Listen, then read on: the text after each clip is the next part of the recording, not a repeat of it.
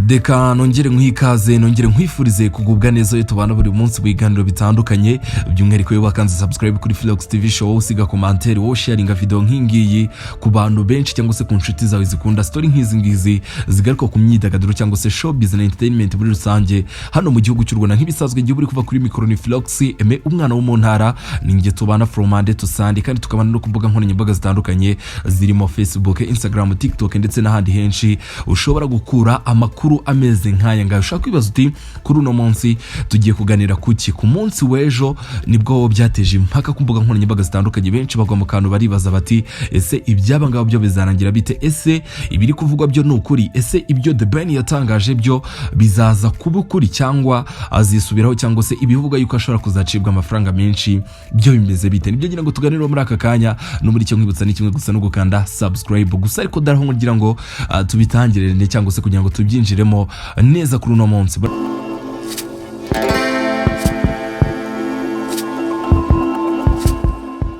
Muri Felician Auto Spare Part tubafitiye ibikoresho by'ubwoko bwose cyane cyane ku modoka zizwi nka Hyundai cyangwa se imodoka z'amakia. Akarusho nuko kubadutumye ibikoresho mu gihe cy'ukwezi kumwe biba bigushyitseho ndetse n'ababandi bagurisha cyangwa bakagura imodoka z'ubwoko bwose twabatekerejeho. Waba ufite ikibazo cy'BS aho ntabwo nibagiwe kukubwira ko iyo uguze PS muri Felician Auto Spare Part tugufitiye igaraje ry'icyitegererezo ari ryo bita Two System Auto Korea Garage. Kandi akarusho iyo uguze PS tuguhereza garanti. Felician Auto Spare Part igisubizo kuri mwebwe mufite imodoka zananiranye. Bizi yuko uwo bita Bruce Melody ku munsi wo ku cyumweru twenda gutangira kino cyumweru turimo kugeza kuri no munsi nibwo we na timu ye bagize bakibanyirukira ku mbuga nkoranyambaga zitandukanye bakoresha barangije bashyira hanze ubutumwa bavuga yuko bagomba gukora icyo bita tour. Ni tour igomba kuzenguruka igihugu cy'u Rwanda ikabera mu ntara zigera kuri enye, ubwo n'amajyaruguru, amajyepfo, burengerazuba ndetse n'iburasirazuba, bagasimbuka umujyi wa Kigali cyane yuko wabereyemo event ya The New Groove, igitaramo cyo bita The Ben. Ibyo murabizi neza cyane gusa ariko ibyo bitaramo byo bigomba kuzenguruka izo ntara enye maze kugarukaho. Rero bakimara gutangaza ibyo ngibyo nibwo baje no kwereka abakunzi babo cyangwa se abafana babo bita Bruce Melody yuko bagomba kubikora cyangwa se bagomba kuzengurukana n'umuhanzi bita The Ben. Iyo ubonye kugeza kuri no munsi hari iyo post usanga commentaire zirenga 700 zose yari zigaruka kuri iki gitaramo bavuga bati bizaba ari show kubona Bruce Melody mu majyaruguru ari kumwe na The Ben nyuma y'uko tumubonye muri The New Groove, kubabona mu burasirazuba, kubona mu majyepfo n'ibintu bizaba biri massive. Abantu benshi barabyishimiye ndetse baranavuga bati ibi byo biri crazy n'ibintu birenze ibyo turabibona. Gusa ariko haciyemo akanya gato cyane kuko ntago byafashe n'amasaha menshi nibwo bita The Ben yisaza ku mbuga nkoranyambaga ze by'umwihariko kuri Instagram arangije akora repost ya video cyangwa se ya foto igaragaza ibyo bitaramo bigomba kuba, ubwo na affiche iyo timu ya Bruce Melody yakoresheje arangije ashyiramo ijambo rivuga ngo fake news cyangwa se ngo ni amakuru y'ibihuha. Benshi bakimara kwibona baguye mu kantu, ikibazo cyahise kiba kinini. Abantu bose bari baje bati ese bishoboka bite yuko umuhanzi nka Bruce Melody na timu ye irimo abantu bakomeye cyane nko bita Coach Gael, irimo bita Kenny n'abandi basore nka ba Joby Joshua ishobora kwifata igatangaza ibinyoma cyangwa se ibintu biri rumors. Benshi bakibura kuba nino post yo bita The Ben baguye mu kantu baravuga bati ibi byo ntago bishoboka, cyangwa se baje babigarutseho banabihuriza bavuga bati ese The Ben abayongeye gutinya agatinya bita Bruce Melody cyane yuko ibyabere muri BK Arena mwese murabizi neza cyane, si nkuru nagaruka muri aka kanya mwarabyiboneye.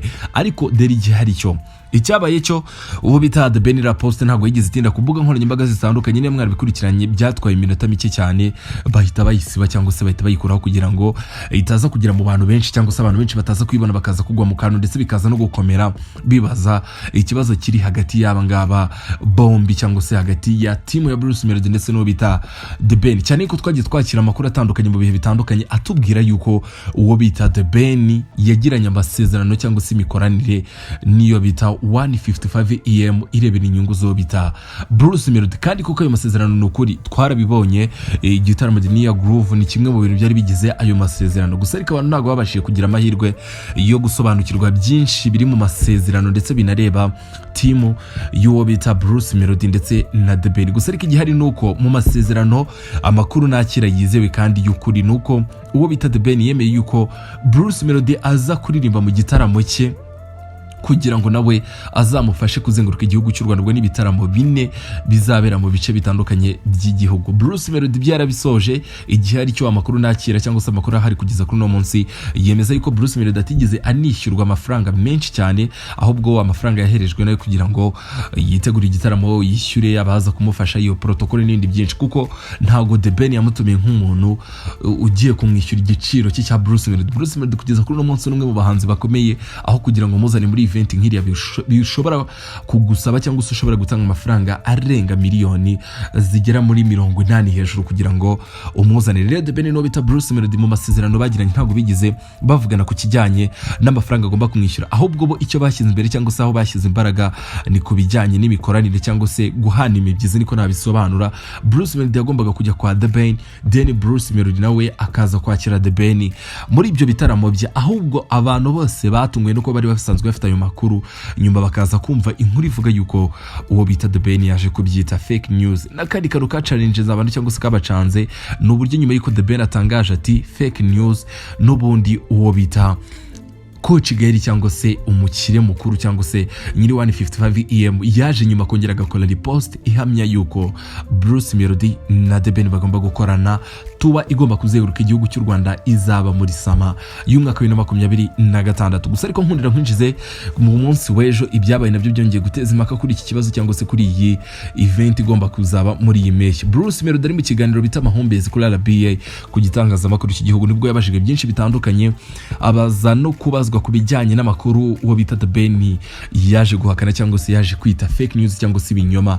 Bruce Melody yongeye gushimangira aravuga ati The Ben tugomba kuba turi kumwe ni hame nta gisibya. Nubwo The Ben yasibye poste huti nyuma y'uko habaye inama ikomeye cyane, The Ben ntabwo aragira ikintu atangaza, yewe no guturuka kuri The New Year Groove igitaramo cye yakoze nyuma y'uko akoze press conference ntabwo yongeye kuganira n'itangazamakuru kugeza kuri uno munsi n'ayandi makuru arashyira hanze. Benshi bikomeza kubashyira mu rujijo cyangwa se bikomeza gucanga benshi. Bruce Melody ku munsi w'ejo mu kiganiro n'inkubwiye Amahumbezi yabigarutse arabihamya, arabishimangira aravuga ati ibyo bindi byibashuka ayo makuru yandi yibayobya.